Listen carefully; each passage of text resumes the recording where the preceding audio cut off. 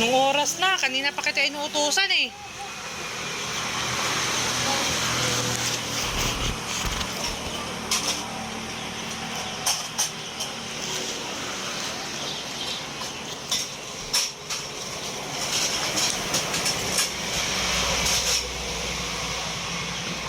Hilihan mo dyan, magwawalis ka pa sa paligid. Dami ko na nagawa. Nakaigib na ako ng tubig. Nakalaban na ako. Nakabrush ng sahig. Ikaw yan pa lang. Kanina ka pa ha. Huwag ka kasano ng TV eh. Sumbong naman kita kay mama ha. Ang hiya ka talaga. Ang hiya ka talagang babae ka. So sumbong kita mamaya kay mama.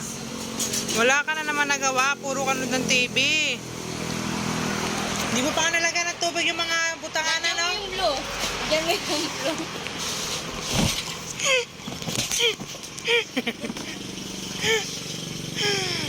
Hindi ka mga nakalagay sa mga butanganan. Lagyan mo yung blue. Kanina nandito si kuya, hindi mo pinalagyan. O, diba? O, diba? Kainood ka lang ng TV. O, diba? O, diba? Tingnan nyo ngayon.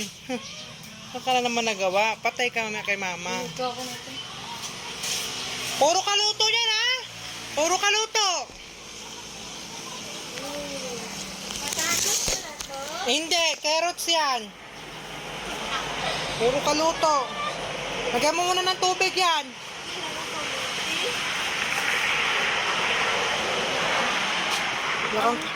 May tubig yan. Ayun na, sa blue, nabawasan na. Puno yung pitchil doon.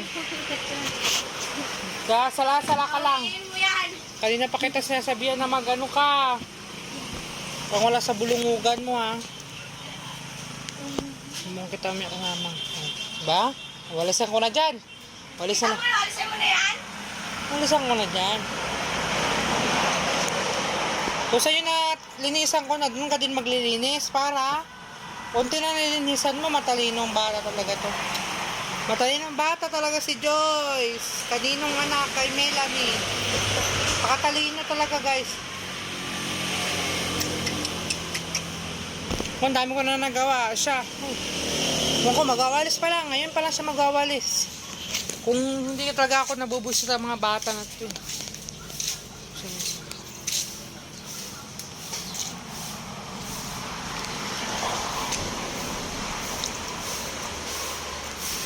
Ayusin mo pag-awalis yan ha.